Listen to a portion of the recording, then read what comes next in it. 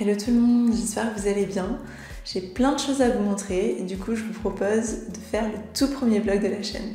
Alors j'ai vu passer une vente Belle Bouture, la boutique de Marion sur l'application Choose. Et il y avait une plante que je cherchais depuis un petit moment parce que j'ai envie de tester de bouturer ses feuilles en les coupant en deux. Du coup j'ai pas résisté et j'ai passé commande. Cette fameuse plante c'est le Peperomia Watermelon. Visiblement il serait possible en fait de bouturer ses feuilles en les coupant en deux et ça fait super longtemps que j'ai envie de tester pour vous préparer un article de blog et un tuto vidéo à ce sujet. Du coup quand je l'ai vu sur la boutique de Marion, je me suis dit allez c'est l'occasion de la prendre et elle est super jolie. En plus pendant le transport il y a quelques feuilles qui se sont abîmées donc du coup je vais pas avoir de remords à les couper pour les bouturer. Et j'ai commandé une deuxième plante qui me faisait de l'œil depuis un petit moment et je me suis dit allez fais-toi un petit plaisir. Cette plante c'est la Maranta Kirchoviana variegata. Ses feuilles sont magnifiques, les variegations sont vraiment superbes et les feuilles sont énormes. Je vais vous montrer, les plantes étaient super bien emballées, ce qui fait qu'elles ont vraiment bien supporté le transport malgré les quelques feuilles abîmées sur le Peperomia. Comme vous pouvez le voir, les plantes étaient emballées dans des tubes de carton rigides qui permettent de vraiment bien protéger les feuilles pendant le transport. Ensuite, les racines des plantes étaient emballées dans des pochons de sphaigne, ça permet de garder une bonne humidité et sans risquer de faire pourrir les racines pendant le transport.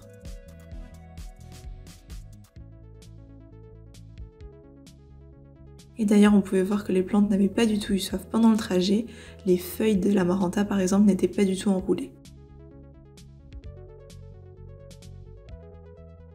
J'ai eu deux bonnes surprises. La première, c'était que le pied de Maranta était beaucoup plus gros que ce que je pensais. La deuxième surprise, c'est que je pense que cette chose un peu étrange, blanche au niveau des racines, c'est un rejet et donc plus tard, ça donnera un nouveau pied. J'avais sous la main du Pterosai botanica spécial Calathea Maranta. Du coup, je l'ai rempoté directement dedans et je pense que ça devrait bien lui plaire. Du coup, il n'y a plus qu'à attendre de voir si elle se pèse bien chez moi. Et puis celle-là, une fois qu'elle sera remise du choc du transport et du rempotage, je vais lui couper quelques feuilles pour les bouturer. En ce moment, côté jardinage, je n'arrête pas. On a emménagé dans un nouveau logement et il n'y a pas grand-chose en fait de planté dans le jardin. Du coup, j'essaie de l'égayer un peu. J'ai vraiment fait que ça ces derniers temps et du coup, je vous le réserve pour une prochaine vidéo d'ailleurs. Je me suis aussi occupée de certaines plantes qui étaient en PLS à la sortie de l'hiver.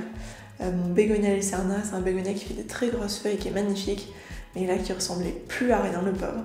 Il a très mal vécu cet hiver, du coup j'ai décidé de tout tailler pour qu'il reparte à zéro et ça a marché puisque là j'ai de belles pousses sur la tige, donc j'ai des nouvelles feuilles sur cette tige là et puis sur la tige en bas aussi, donc je suis très contente. J'avais bouturé quelques tiges de bégonia et ça a super bien pris, je suis contente. D'ailleurs, je vous proposerai sans doute une vidéo sur le bouturage des bégonias parce qu'il y a différentes méthodes, vous me direz si ça vous intéresse. Et celle-là, je ne sais pas encore si je vais la planter avec la plante mère ou si je me fais un nouveau pot. Sur un autre sujet, je suis en train de terminer de ranger mes cartons suite à mon déménagement et c'est l'occasion de redécouvrir des petits trésors. J'ai retrouvé dans mes affaires deux tambours brodés de deux créatrices que j'adore. Le premier tambour, c'est une Monstera. C'est Julie de la boutique Écume de Coton qui l'a fait. Et il est magnifique, même l'arrière est beau. Je l'adore. Et le deuxième tambour, c'est celui de Clara, de la boutique Vert de Rosée, avec la petite inscription Liaison végétale. Et je le trouve super joli aussi. Je voulais terminer en vous montrant quelques livres que j'avais reçus récemment. Le premier livre, c'est celui de Lina, que vous connaissez peut-être sur le compte Instagram Botanique Pragmatique, qui a sorti le livre C'est décidé, j'arrête de me planter. Si vous avez besoin de reprendre les bases sur des sujets comme l'arrosage, le substrat, la brumisation, le rempotage, je vous conseille vraiment son livre qui est très bien fait. Il y a aussi plusieurs tutos sympathiques sur comment fabriquer un noya par exemple, ou fabriquer un tuteur, un pot réservoir d'eau. Son livre a aussi une foire aux questions végétales avec les soucis les plus fréquemment rencontrés, et il y a notamment toute une partie sur les nuisibles. Et c'est toujours ici. J'ai aussi découvert le livre d'Adrien, Le Jardin des Utopies, aux éditions Tana, qui est vraiment super chouette. Son jardin est vraiment magnifique, il y a des structures assez extraordinaires et justement dans son livre il nous propose des tutos pour les réaliser pas à pas chez nous et je trouve ça vraiment bien fait.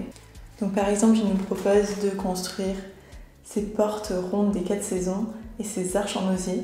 Je trouve trouve ça vraiment super beau et poétique et j'avoue que les arches en osier, je serais bien tentée d'en faire dans mon jardin. Il y a aussi un tuto que j'ai absolument envie d'essayer, c'est celui de la mangeoire à oiseaux. C'est trop génial. Et sinon, son livre est vraiment rempli d'informations pour aménager son jardin et son potager. Voilà, c'est tout pour cette vidéo. N'hésitez pas à me dire si ce format vous plaît, comme ça je vous en préparerai dans les semaines prochaines.